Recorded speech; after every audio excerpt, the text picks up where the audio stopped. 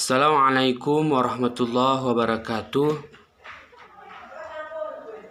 Saya Septian Prala, Prodi Pendidikan Bahasa Arab, jurusan Tarbiyah semester 3, ingin menjawab pertanyaan UAS mata kuliah ilmu logah dengan dosen pengampu Al-Mukarram Ustadz M. Firdaus MA. Bismillahirrahmanirrahim. Alhamdulillahirabbil alamin wa bihi nasta'in ala umuri dunya waddin. Wassalatu wassalamu ala asrafil anbiya'i wal mursalin, amma ba'du. Yang kami hormati dan bersama-sama kami hormati yaitu dosen pengampu ilmu logah sekaligus prodi PBA, yaitu Tengku atau Ustadz M. Firdaus MA. Bismillah. Pertanyaan yang pertama yaitu, jelaskan maksud dan tujuan saudara belajar mata kuliah ilmu logah, serta jelaskan hakikat dan objek linguistik secara komprehensif. Tujuan kami belajar mata kuliah ilmu logah. Secara kami pribadi, bahwa kami memaknai bahwa pelajaran ilmu logah ini yaitu adalah suatu ilmu yang memahami suatu bahasa atau linguistik, supaya kami sendiri khususnya prodi PBA lebih mengenal lanjut bagaimana tata cara, bagaimana kelanjutan, bagaimana objek, bagaimana tujuan untuk mempelajari ilmu logah. Banyak manfaat-manfaat yang kami ambil dari pembelajaran ilmu logah. Di antaranya kami mengetahui fungsi ilmu logah, kemudian tujuannya, objeknya, dan lain-lain. Sehingga kami mengenal lebih jauh apa itu ilmu logah. Selain itu, ilmu logah banyak dikenal di kalangan masyarakat. Karena jangankan bahasa Indonesia, bahasa kita saja, umpama bahasa daerah seperti saya, bahasa Gayo, sangat penting supaya ketika kita berinteraksi, supaya ketika kita berbicara dengan orang lain, bahwa kita mampu mengungkapkan apa yang kita inginkan. Begitu juga orang lain sebaliknya kepada kita. Kemudian hakikat dan objek linguistik secara komprehensif. Hakikat linguistik adalah ilmu bahasa. Kata linguistik berasal dari bahasa lingua yang berarti bahasa. Ilmu linguistik sering disebut ilmu linguistik umum atau general linguistik karena tidak hanya mengkaji sebuah bahasa. Akan tetapi ilmu linguistik ini membahas juga beberapa bunyi-bunyi konsonan, vokal auditif, dan lain-lain. Berbeda dengan bunyi-bunyi yang dihasilkan hewan yang hanya bisa didengar, tetapi tidak mempunyai bunyi vokal dan konsonan yang bermakna. Layaknya seperti kita manusia, bahwa kita mempelajari ilmu logah ini secara objek atau komprehensif, yaitu secara makna luas, menyeluruh, teliti, dan meliputi banyak hal. Maksudnya apa?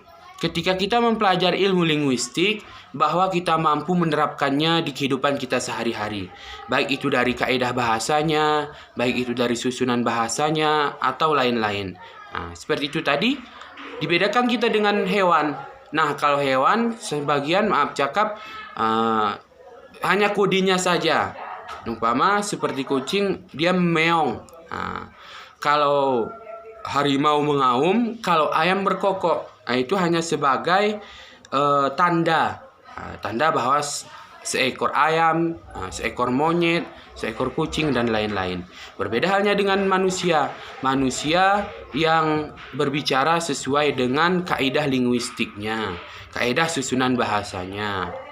Kemudian kalau kita kaji ilmu bahasa Arab itu dengan nahwu Arab, bade, bayan, mantik, dan lain-lain.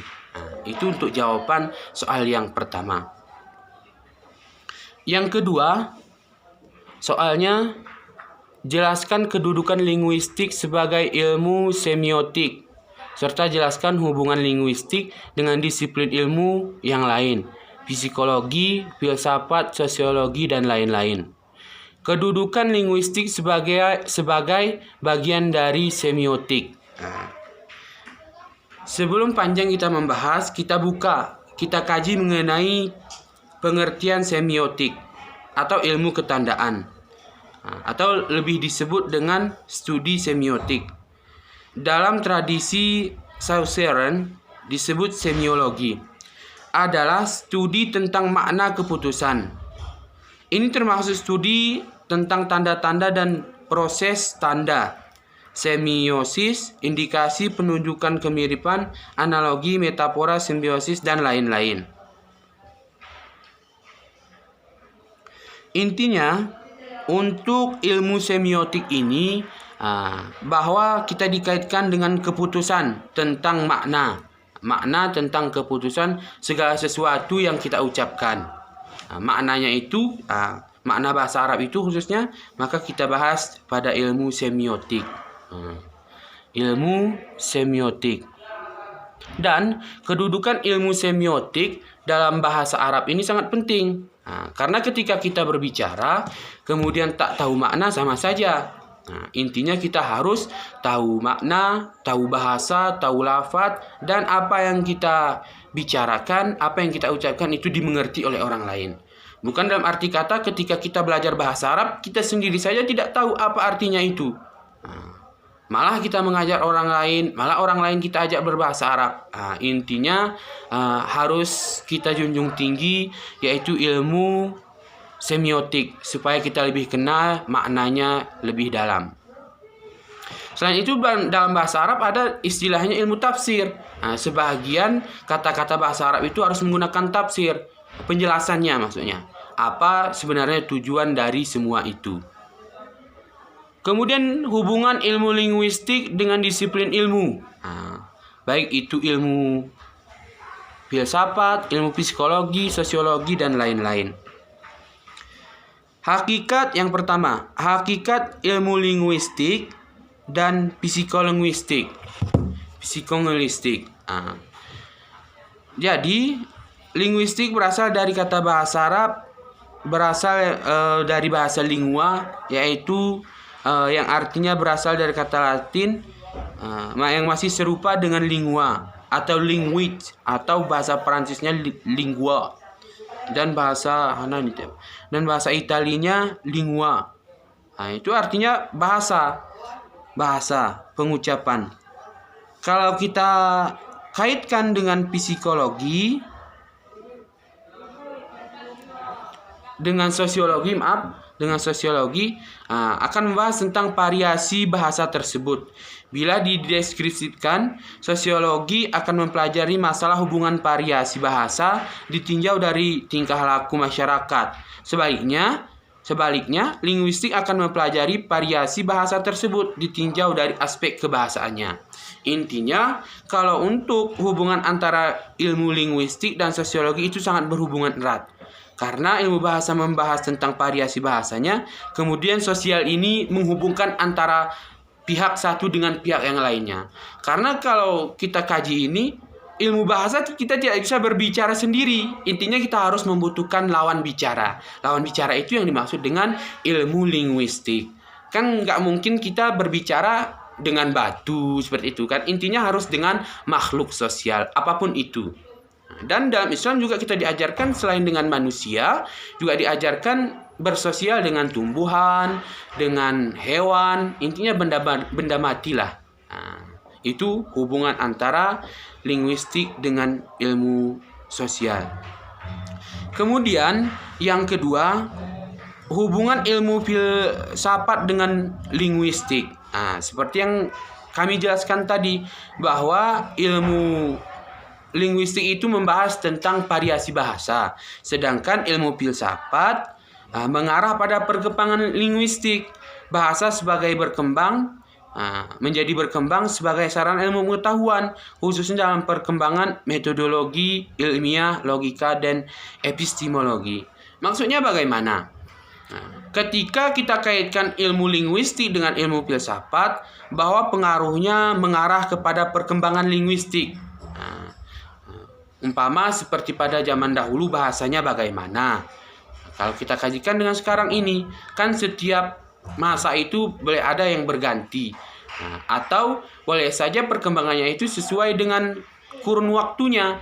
Nah, maka di dalam ilmu filsafat itu sangat berperan penting juga dalam perkembangan ilmu linguistik. Nah, tanpa ilmu filsafat, bahwa ilmu linguistik itu, ilmu bahasa itu mati di tempat. Kendati pun ketika kita menguasainya, kita hanya mampu di bidang kita itu saja, tanpa mengambil bidang-bidang yang lain secara konsekuensional. Kemudian hubungannya dengan ilmu-ilmu yang lain, umpama ilmu linguistik dengan ilmu matematika. Ilmu matematika ini kan membahas mengenai perkalian, penjumlahan, pertambahan, dan itu juga harus menggunakan bahasa. Nah, kalau kita tidak mampu, kita kaitkan dengan linguistik itu dengan matematika, atau matematika tidak kita hubungkan dengan linguistik, mati kita. Maksudnya bagaimana? Ketika orang berbicara matematika, kita bingung apa yang dibicarakannya. Oleh karena itu, keduanya harus berperan penting dalam proses berkembangnya ilmu linguistik. Dan saya rasa semua ilmu sangat penting, sangat bergantung kepada ilmu linguistik. Karena kita ini makhluk sosial, harus berbicara. Kecuali ketika kita sudah meninggal, baru tidak lagi digunakan ilmu linguistik. Ketika kita membantu seseorang, harus memakai ilmu linguistik, atau meminta pertolongan dari orang lain, atau apapun ceritanya, ketika kita sudah berbicara, sudah termasuk ilmu linguistik. Soal yang ketiga, jelaskan persamaan dan perbedaan antara linguistik, ilmu logah, dan fiqh-logah. Yang pertama kita bahas mengenai ilmu logah. Seperti yang saya katakan tadi, ilmu logah adalah ilmu yang membahas tentang variasi bahasa.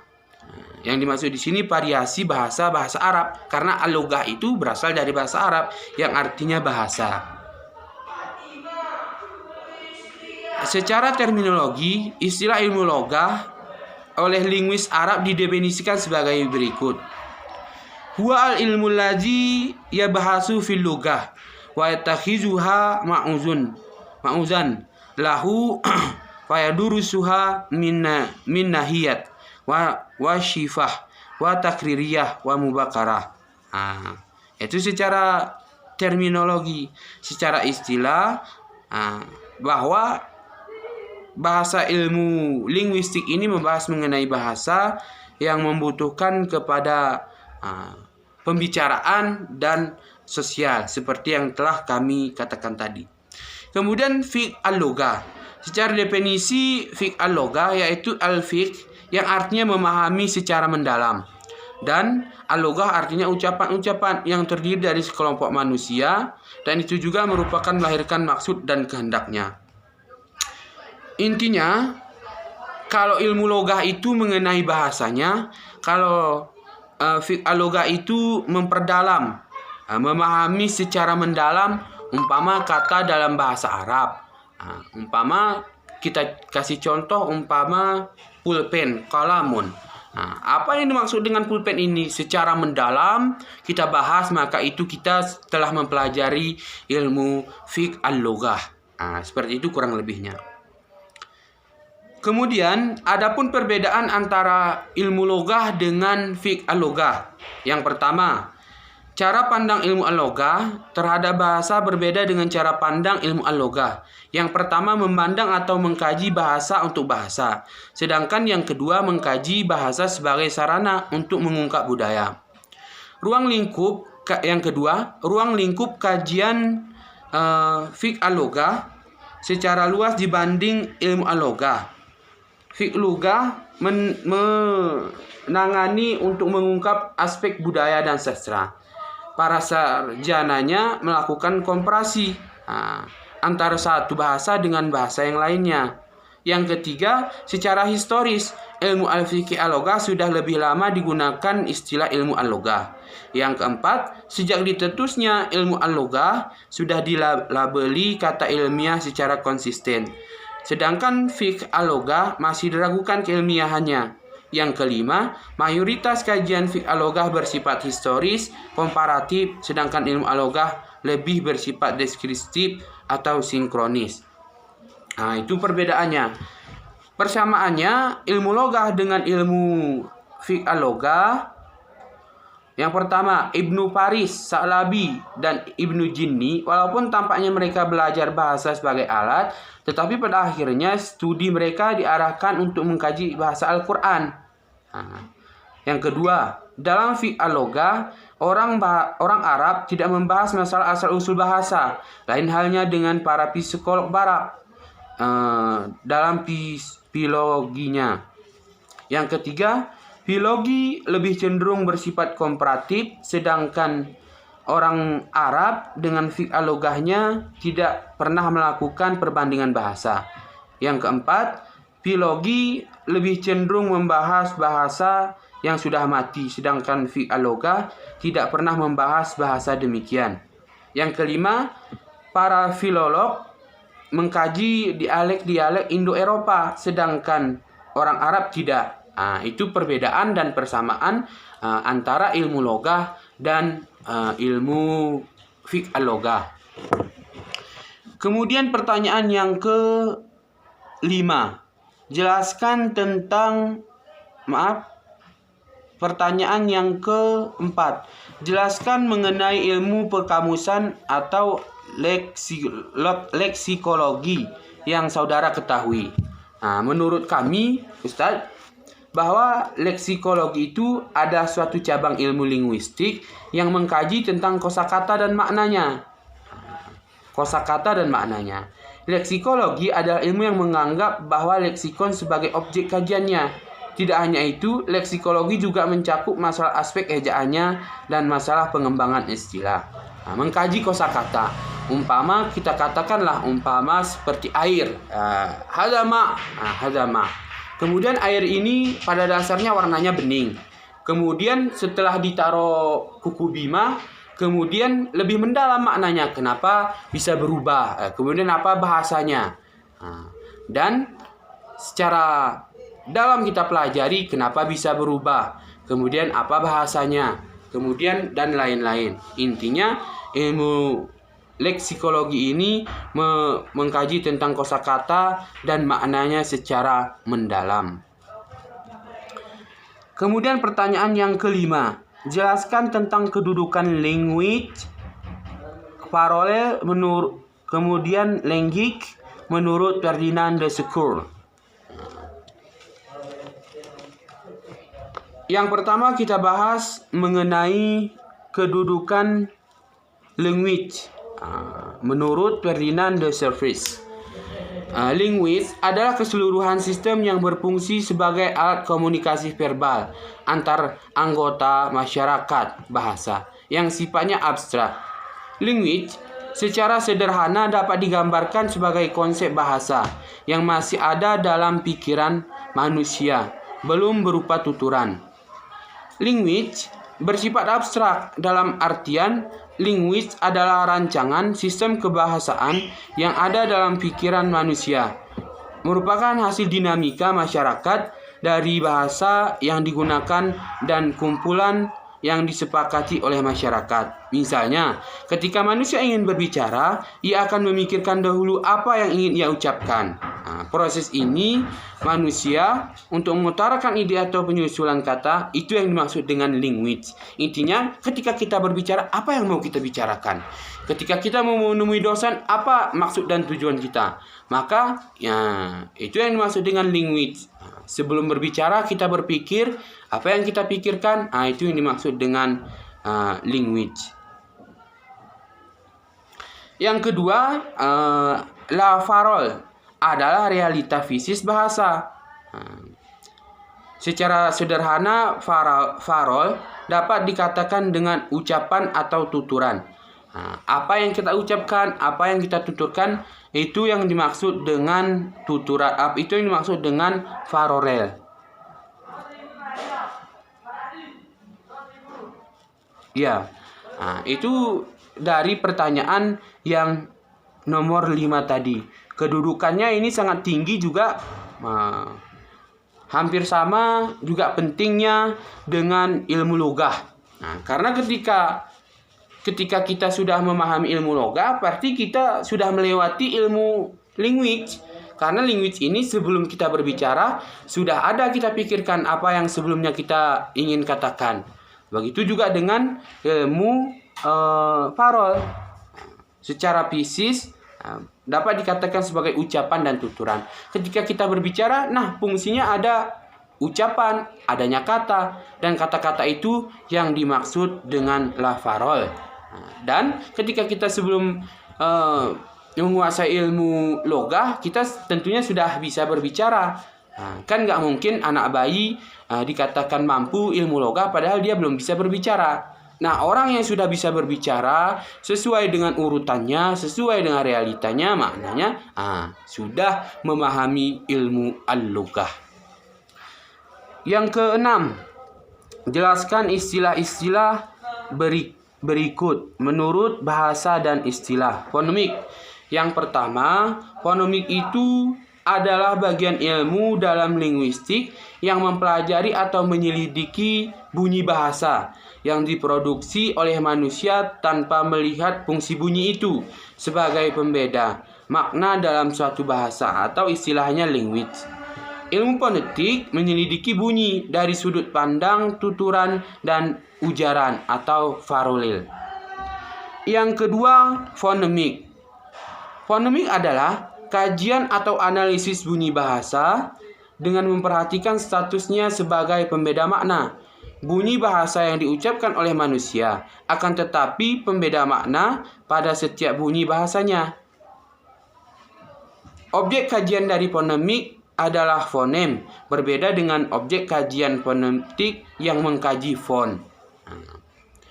Yang ketiga, fonologi. Fonologi adalah cabang ilmu linguistik yang mengkaji bunyi-bunyi bahasa, proses terbentuknya, dan perubahannya. Yang keempat, morfologi. Morfologi adalah cabang ilmu linguistik yang mengidentifikasi satuan-satuan dasar bahasa sebagai satuan gramatikal. Morfologi mempelajari seluk-beluk kata serta pengaruh perubahan-perubahan bentuk kata terhadap golongan dari arti kata. Kata morfologi berasal dari kata morfologi. Yang lima, sintaksis. Sintaksis adalah ilmu tata kalimat yang menguraikan hubungan antar unsur bahasa dan bahasa untuk membentuk sebuah kalimat. Yang terakhir, yang keenam, semantik. Semantik atau semantikos bahasa Yunaninya artinya memberikan tanda penting dari kata sema atau tanda. Adalah cabang linguistik yang mempelajari arti atau makna yang terkandung pada suatu bahasa, kode, atau jenis representasi lain. Dengan kata lain, semantik adalah pembelajaran secara makna. Itu dari pengertian keenam, fonemik, fonetik, fonemik, fonologi, morfologi, sintaksis, dan semantik.